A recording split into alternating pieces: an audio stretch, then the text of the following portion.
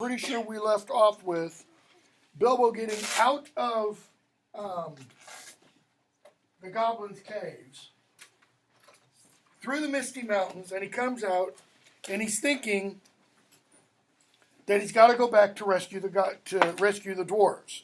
But he hears voices, and he hears the dwarves, page 86, grumbling. Gandalf saying they can't go on without Bilbo. And we're told the dwarves wanted to know, right in the middle of 86, the dwarves wanted to know why he'd ever been brought at all, why he could not stick to his friends and come along with them, and why the wizard had not chosen someone with more sense. He has been more trouble than you so far. If we have got to go back now into those abominable caves to look for him, then drat him, I say. Okay? Now, we could almost just skip everything from there to about here. Okay? Because there's going to be a huge shift, okay, in terms of the dwarves' opinions of Beowulf. I should just go home now. Of Bilbo, okay? So he surprises them. He tells them about Gollum, but what does he leave out? He doesn't talk about the ring, okay? So they leave the goblins. They make their way. They try to get as far away from them as they can because Gandalf says they're going to be out in force at night. Why? We killed the Goblin King. They're going to be, pretty ticked off. So they get far away. They make their way to a kind of a stand of pine trees, and they get essentially besieged by goblins and wargs, page 92. They get up in the trees, and we hear Bilbo say, "What shall we do? What shall we do? Escaping goblins to be caught by wolves." And it became a proverb that we now say, out of the frying pan into the fire. So, the frying pan, the goblins under the Misty Mountains. The fire, the wolves around the trees. How do they escape? Eagles. The eagles come and rescue them, okay? So, we're going to skip a whole lot. And they make their way to the chapter, Queer Lodgings, okay? Doesn't mean Beorn's homosexual. Queer just means what? Odd. Strange. Okay? Why is his home odd or strange? Okay, it's all made of wood. Okay? He's the only one there living in the wilderness. He's the only one there. He's just a weird person. He's a vegetarian. Kind of odd here. He's a shapeshifter. Okay, that's the really odd thing. You don't meet many of those. So, Gandalf gets them all in, and how does he do that? He tells a tale. And we're told, once they're all brought in, all the dwarves are there, bottom of 116, Beorn says, well, now there are 15 of you, right? 13 dwarves, Bilbo, Gandalf. I suppose this is all that there were up the trees. Now perhaps we can finish this story without any more interruptions. Because notice, Gandalf's been telling the story, and every now and then, a couple more dwarves arrive. And the story gets interrupted. Mr. Baggins saw then how clever Gandalf had been. The interruptions had really made Beorn more interested in the story, and the story had kept him from sending the dwarves off at once. Okay? It's kind of interesting, because that's kind of how the Old English epic poem Beowulf works. There are these, what are called interruptions in it, where the poet takes us away from the central story of Beowulf and tells us about some side story or some side event that isn't necessarily central to Beowulf. Today we would call it a subplot, but it's not a subplot in Anglo-Saxon England. Tolkien's doing the same thing here. Okay? So, they stay there for several days. They get plenty of food. They get provisions. He lends them ponies, loads them up, tells them how to get to Mirkwood, and tells them what to do when they get to Mirkwood. 1, stay on the path. 2, don't eat anything you see in Mirkwood, and don't drink the water in Mirkwood. Pretty clear directions, right? But what happens once they get to the edge of Mirkwood? What are the dwarves and Bilbo thinking when Beorn gives them these directions? Who do they think is going to be with them? Gandalf. But he says, no, I've got other stuff to do. Okay? We find out at the very end of the novel, no, not quite the very end, almost very end, what is that other stuff he had to do? Taking up To take out Sauron. He had to take out the necromancer. Okay? Necromancy. The mancy part means magic. Necro, death. Death magic. Okay? And notice, and I never caught this before, like I said, I've been teaching this for plus 20 years and reading it for, 40 years. We're told it is a council of white wizards that take out the necromancer. Lord of the Rings, there's only one white wizard. And there can only be one white wizard at a time. Okay? At the beginning of the novel, it's Saruman. By the end of the novel, it's Gandalf. Okay? All the other wizards had different colors. Saruman the white, Gandalf the gray, Radagast the brown, and then there are two others that are blue and green, I think. Right? That are never named. So, they get into Mirkwood, and what happens? Not immediately, but seemingly almost immediately. They leave the path. Why? Because they see some fire. They see lights off in the distance. They're tired. They're hungry. Okay? They've lost some of their food. They go off after the lights. What are the lights? Wood elves. Okay? But they don't get captured by the wood elves. Not immediately. Who captures them first? Spiders. What kind of spiders? Big ass spiders, as Ashton said. Big giant spiders. How come Bilbo isn't captured? Is it only because he's got the ring? He is captured at first. Remember? He falls asleep, leaning against the tree, and he wakes up, and he feels the sticky stuff on his legs as a spider is wrapping him. But he doesn't yet have his arms wrapped. He grabs his sword, cuts the stuff off. Okay? What does he name his sword? Sting. Because he's stinging with it. Okay? Rescues the dwarves. And they're, thankful for that. Okay, I'm going to skip all the stuff where he gets the spiders away from the dwarves. And let's see. 152. He's got them free. And now they're asking, where were they? Where was their path? Where was there any food? What were they going to do next? These questions he asked over and over again. And it was from little Bilbo that they seemed to expect to get the answers. Notice, who's the leader of the troop? Thorin. From which you can see that they had changed their opinion of Mr. Baggins very much and had begun to have a great respect for him, as Gandalf said they would. Indeed, they really expected him to think of some wonderful plan for helping them and not merely grumbling. Some of them even got up and bowed right to the ground before him. Now that's a sign of honor and respect. Okay? Knowing the truth about the vanishing did not lessen their opinion of Bilbo. That is, he's told them about the ring by this time. He says, I'm going to put on my ring. It makes me disappear. I'm going to lead the spiders away, and I'll come back and rescue you. But for they saw that he had some wits, as well as luck and a magic ring, and those are all very useful. In fact, they praised him so much, Bilbo began to think there really was something of a bold adventure about himself after all. Though he would have felt a lot bolder if he had had something to eat. Okay? So, they then get captured by the elves. It's almost like out of the frying pan and into the fire again.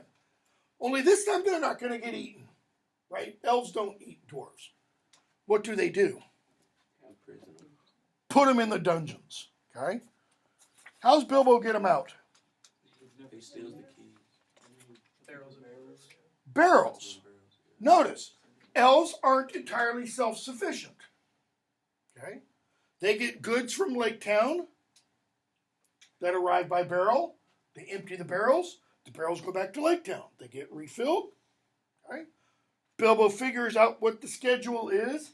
He gets a bunch of empty barrels. He stuffs the dwarves in them, but he can't get inside one and close it on himself.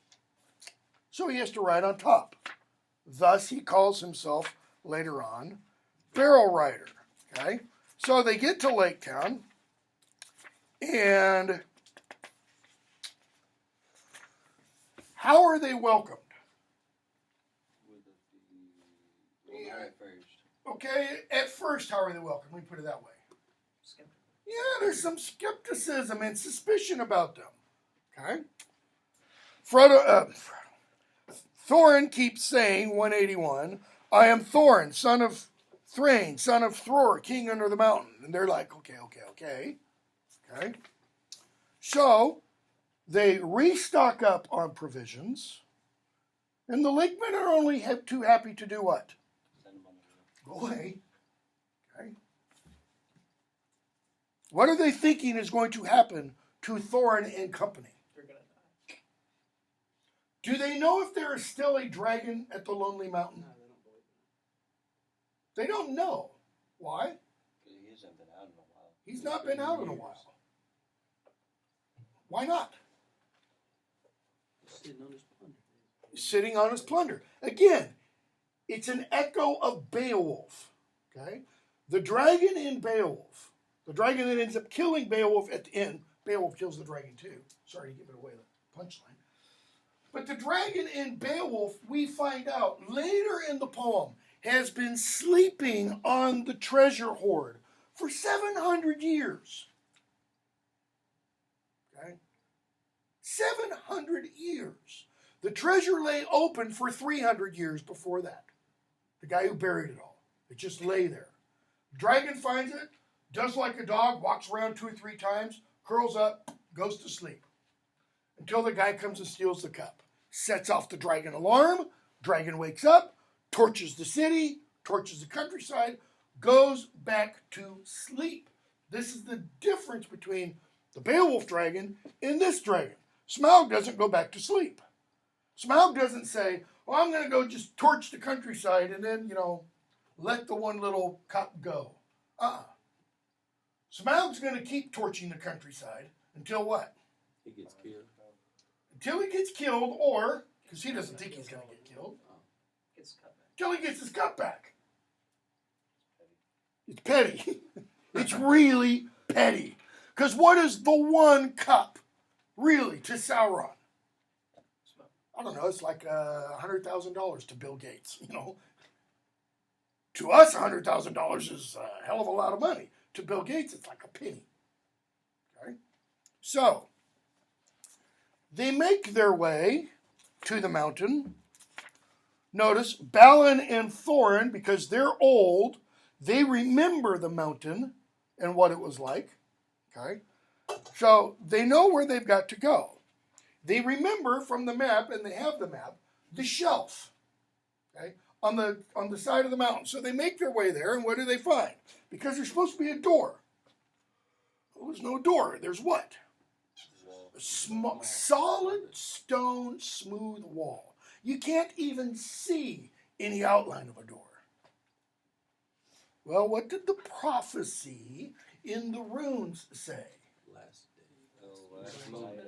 Last light of Durin's day, when the thrush knocks. Okay? So, they're trying to figure out what to do. And there it comes, the last light, Durin's day, page 194. And there's the thrush. And Bilbo's like, get the key, get the key. They open the key. They open the door. And we hear 195. Thorin. Now is the time for our esteemed Mr. Baggins, who has proved himself a good companion on our long road, and a hobbit full of courage and resource far exceeding his size, and if I may say so, possessed of good luck far exceeding the usual allowance. Now it's time for him to do what? Burgle something. To earn his keep. That's what he's getting at. Now it's time for him to do what he was brought along to do. Okay? Look at Bilbo's reply. If you think it's my job to go into the secret passage first, say so. Okay? I might refuse. Why? I've got you out of 2 messes already, which were hardly in the original bargain, so I'm already owed some reward. In other words, pay up. But, he says, I will. I will go. Why? He's feeling pretty good about himself. Got him out of the spiders, got him out of the wood elves, escaped Gollum and a bazillion goblins. So, page 196, and this is an important paragraph, top of the page. The most that can be said for the dwarves is this. They intended to pay Bilbo handsomely for his services.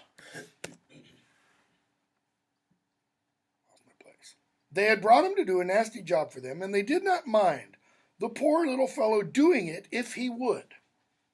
But they would all have done their best to get him out of trouble. Notice, a few weeks earlier, when they're out from under the Misty Mountains, and they think Bilbo is still back in the Misty Mountains, what do they think? Drat him. Modern English, screw him. We're not going back in there to rescue him. Gandalf says we're not going on without him. Now, they would have done what they could to help him if he got into trouble, as they did in the case of the trolls at the beginning of their adventures, before they had any particular reasons for being grateful to him. Right? Because that's what they did. It was Bilbo yelling and screaming that brought the dwarves. There it is. Our narrator makes a declarative statement about dwarves. Dwarves are not heroes. What does it mean to be a hero? Stupid. Is it stupid? Football coach in Florida the other day. The guy was a hero. What'd he do? He pushed students out of the way into a doorway and stood in the doorway while the guy fired his AR-15 at him. And this guy was big. Okay? He took bullets so those kids didn't. What did he do? What was he thinking of? Someone else. Not himself. He was thinking of others. Okay? Not dwarves. Not dwarves. They're not heroes. They're not heroic, our narrator says. They are calculating folk with a great idea of the value of money, the worth of money. Some are tricky and treacherous and pretty bad lots. Some are not, but decent enough people, like Thorin and company. Comma. What's the next half, the finish of the sentence? If you don't expect too much. If you don't expect too much from dwarves, they'll do what? They'll live up to your expectations. Is that a ringing endorsement for dwarves? No, not really. Okay? So, Bilbo goes in. He sees Smaug sleeping. He grabs a 2-handled cup. Bugs out of there. Okay? We're told, 199, bottom of the page, dragons may not have much real use for all their wealth, but they knew it to an ounce as a rule, especially after long possession. And Smaug was no exception. He'd passed from an uneasy dream in which a warrior, altogether insignificant in size, but provided with a bitter sword and great courage, figured most unpleasantly. He's dreaming of Bilbo. From a doze to wide waking breath of strange air in his cave, and what happens? He realizes a single piece of his treasure is missing. How big is this treasure? Ginormous. It's huge. Bilbo has to climb up on top of it, okay? Get over it. So what does he do? He comes out and he starts torching the countryside. So, page 202, the dwarves and Bilbo debate what should they do. They can't think of how to get rid of Smaug, which, had always been the weak point in their plans. What were their plans from the beginning? We'll make our way to the Lonely Mountain and do what? Take the mountain. Steal the treasure, take the mountain, become king. What big part did they leave out of their calculations? How? How are they going to do all that? Okay? They got there, now what? Yeah. Then, as is the nature of folk that are thoroughly perplexed, they what? Began to grumble at the Hobbit. Thoroughly perplexed. They didn't know what the hell to do, so what do? They complain. About who? The person who woke up the dragon. Why? For bringing away a cup and stirring up Smaug's wrath so soon. Bilbo, what am I supposed to do? I'm a burglar. I burgled. I was not engaged to kill dragons. That is warrior's work. We're going to meet a warrior later on. But to steal treasure. I did the best I could. What did you think I was going to do? Come back with all the treasure? If there's any grumbling to be done, I think I might have a say. You ought to have brought 500 burglars. Even if I was 50 times as big and Smaug as tame as a rabbit, I couldn't get all this. Okay? So, 203, middle of the page. I'll make you an offer. I've got my ring, and I'll go back down. I'll creep down this very noon. Then if ever Smaug got to be napping, and I'll see what he's up to. Perhaps something will turn up. What do you mean, perhaps something will turn up? Like he's going to make his way down, he's going to turn left rather than right and see, something, glass box in danger of needing to kill dragon, break glass, What's going to turn up? Every worm has his weak spot, as my father used to say, though I'm sure it was not from personal experience. Notice, the dwarves, yeah, we like this idea. Why? They're not involved. Gets them off the hook. They do what? Nothing. Nothing. Now, he had become the real leader in their adventure. Okay? So, he goes down and he thinks Smaug's asleep, and then he notices a ray of red light piercing from his eye. His eye where the eyelid is up just a little bit. He's not asleep. And Smaug talks to him. And if you've never seen it before, I don't know if it's on YouTube or not. Probably isn't. Watch the Rankin and Bass, I think it's Rankin and Bass, cartoon version of The Hobbit. Okay? Because it has Richard Boone is the actor who does the voice for Smaug. And it's just perfect. So much better than Benedict Cumberbatch. And Benedict Cumberbatch has got a good voice, but he's not Smaug's voice. Richard Boone's voice is deep and gravelly. I mean, it sounds like gravel rushing down the ocean. Okay? It's just superb. So, he addresses Bilbo. Bilbo talks back with him, and notice how Bilbo talks with him. Is it casual? Very flattering. Okay, he does riddle. It's flattering. Truly, songs and tales fall utterly, 204, short of the reality. O Smaug, the chiefest and greatest of calamities. He's kind of like, well, that's pretty good. I like that. Say that again. He's like the smallest of all the dragons in the Well, yeah, but he's one of the greatest that still lives, because there aren't many dragons left. Okay? So it's like process of elimination. Well, yeah, I mean, You sleep in a mountain. you could be the puniest, tiniest dragon, but if you're the only dragon, I mean, Jack Sparrow thing, yeah, but you've still heard of me, kind of a thing, okay? He's not Pete's dragon, let's put it that way. He's still fearsome, okay? So you have nice manners for a thief and a liar. You seem familiar with my name, but I don't know yours. And so what does Bilbo do? Then he starts riddling. And he does a really good job until he says what? I am Barrel Rider. That's better. Because Smaug now knows. Or he has a pretty good guess. So, what thought does Smaug plant in Bilbo's mind? No, he keeps that to himself. Page 206. Take that back. Bottom of 205. He mentions dwarves, and Bilbo goes, dwarves? Don't talk to me. I know dwarves better than anyone. Says you'll come to a bad end if you go with such friends. Thief, barrel rider, I don't mind you to go back, tell them. I suppose you got a fair price for that cup? Did you? Oh, nothing at all? Well, that's just like them. And I suppose they're skulking outside, and your job is to do all the dangerous work. Get what you can when I'm not looking. For them. And you'll get a fair share? Don't you believe it? If you get off alive, you will be lucky. He goes on. He knows how many dwarves there are. And he says, and I bet you were promised 1/14 share.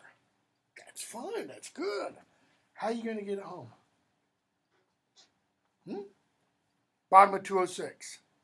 What about delivery? What about cartage? What about armed guards and tolls? Yeah, didn't think about all that, did you, son? What's he doing? Those dirty, rotten, rat bastard dwarves. He's planting this idea of you can't trust a dwarf in Bilbo's mind. Okay? And Bilbo starts to think, had the dwarves forgotten this important point? How am I going to get home 1/14 of my treasure? Because he sees Smaug laying on all that. And he goes, wow, 1/14. How much does he actually take home? 2 small chests. He doesn't get a 14th. He gets 2 small chests. Those 2 small chests of gold and silver last him a lifetime. They make him filthy rich in Hobbiton. Okay? So, Bilbo goes back up, and he... Let's see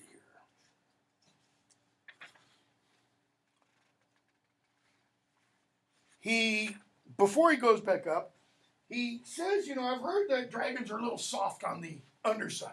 And Smaug rolls over like this, like a disgusting cat getting ready to clean something.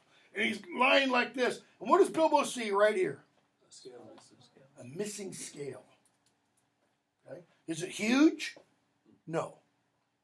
No, it's fairly small. Okay? So he goes back up and he tells the dwarves. And while he's telling the dwarves, there's that bird, that thrush that was knocking on a snail earlier, listening to everything. And then the thrush leaves. Okay? Smaug goes out, and while he's gone, the dwarves and Bilbo wait and wait and wait. And Bilbo gets real nervous. He's afraid of something. He has a bad feeling something's going to happen. And he gets them to go inside the door, push the door almost closed, then prop it open with a rock. And then what happens? Smaug hits. Okay? When he hits hard. So they close the door all the way, and now they're what? They're trapped. They're stuck. Rock? Literally, the door's closed. There's no sign of it anymore. What's the hard place? Their only escape is to go down through the central hall where Smaug normally lives. But he doesn't come back. Okay?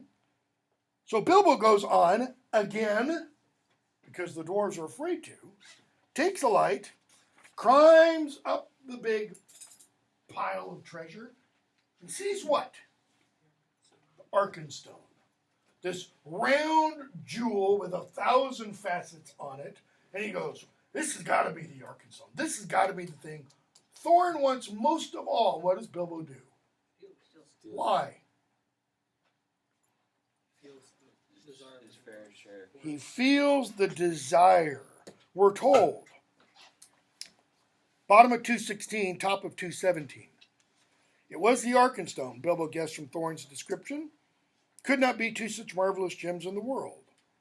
Slowly it grew to a little globe of pallid light. Now as he came near, it was tinged with a flickering sparkle of many colors.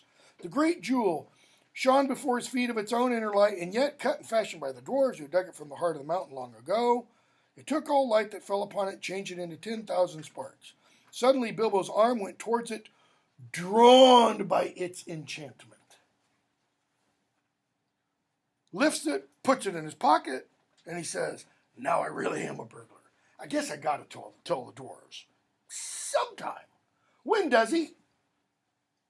After he gives it away.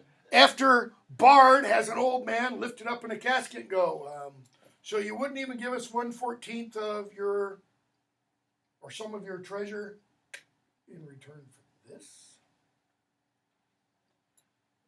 And Bilbo goes, I gave it to him. We'll talk about that later. All right, so Bilbo is given a mithril coat, page 219, by Thorin.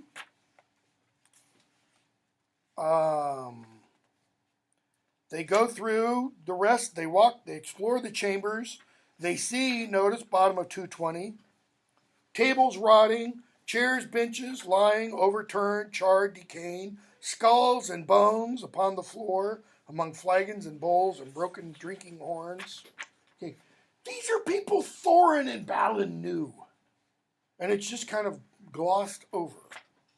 Meanwhile, back down at Lake Town, chapter 14, what happens?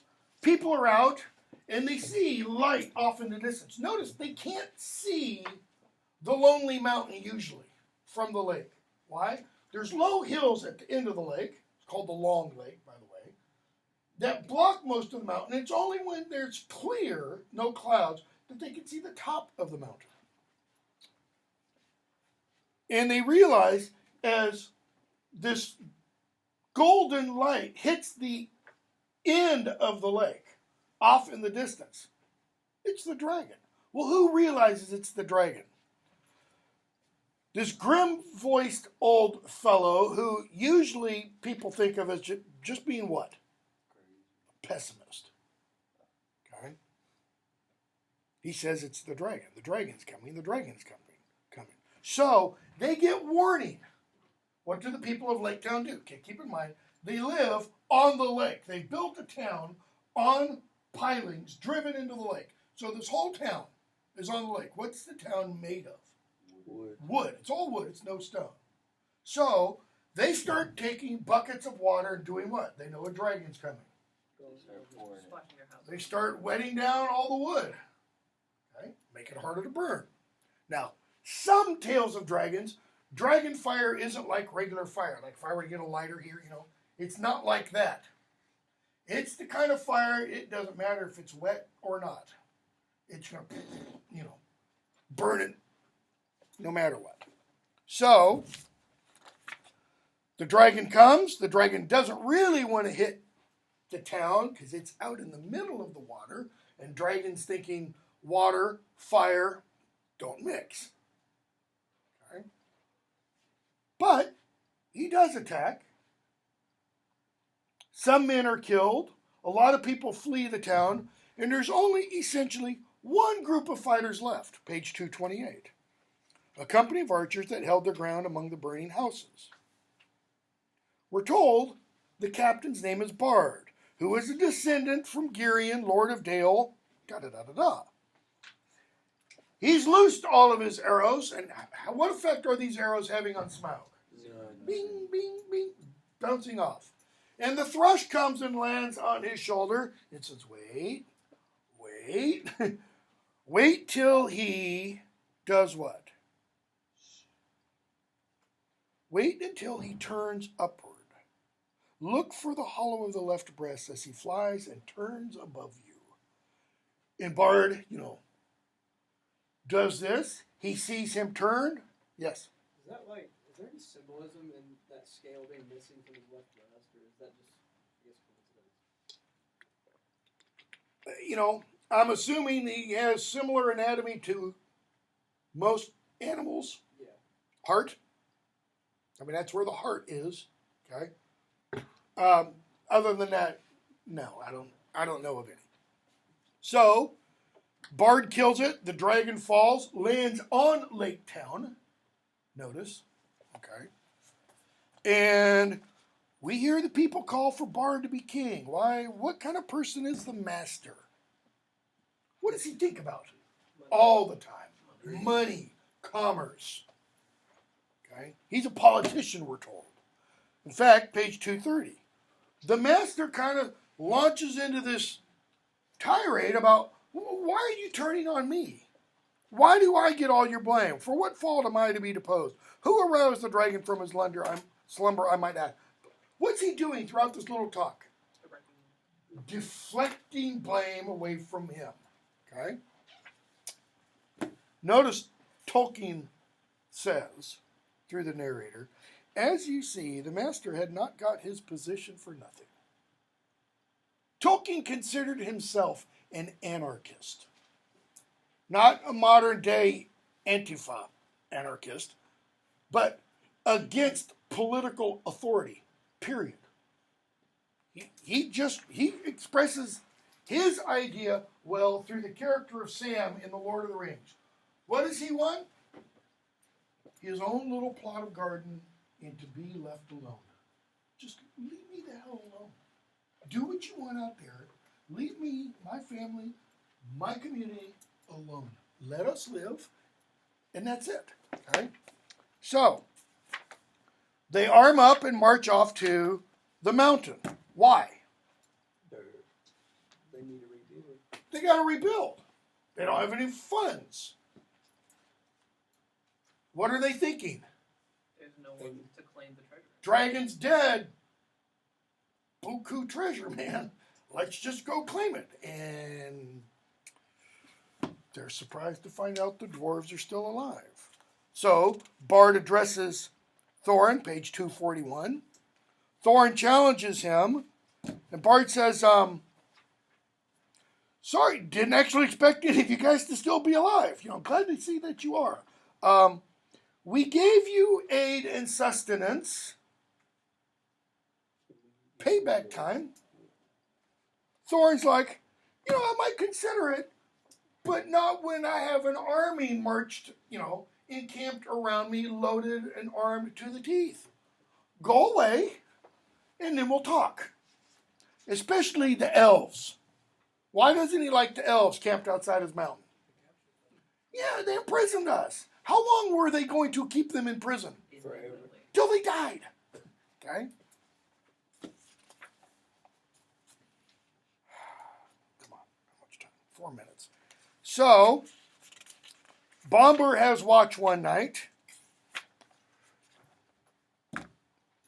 Bilbo takes his place. What has Bilbo heard in the meantime? Okay? They figured out there are still ravens who can speak.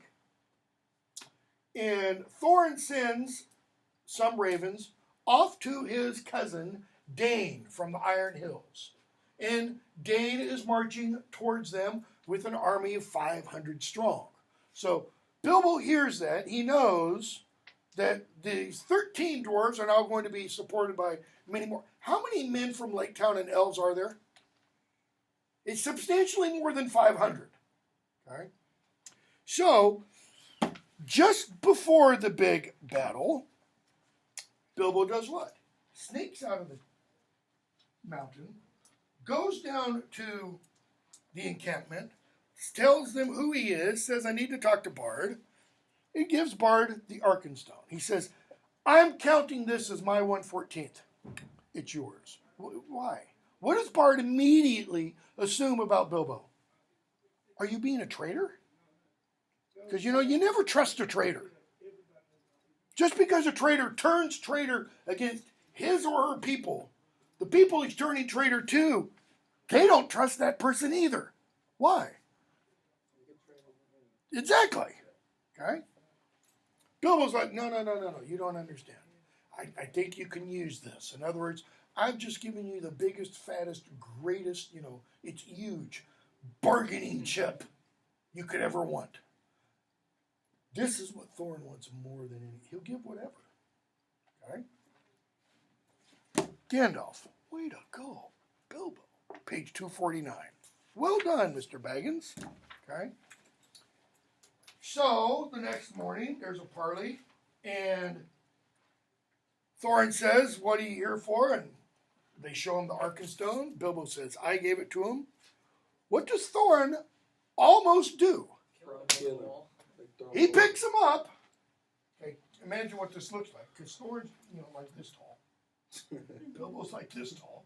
So you got two midgets picking each other up, midget tossing, as it were.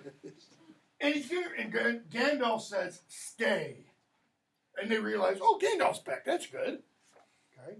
What does Thorin say, though? Okay, we're going to stop there because it's 10:03. Look at Thorin's words to Bilbo when we come back on 252 and following. Okay, we're going to try and finish this pretty quickly, 20 minutes on Monday. So start till we have faces, if you haven't already. Okay, get like a fourth of the way into it.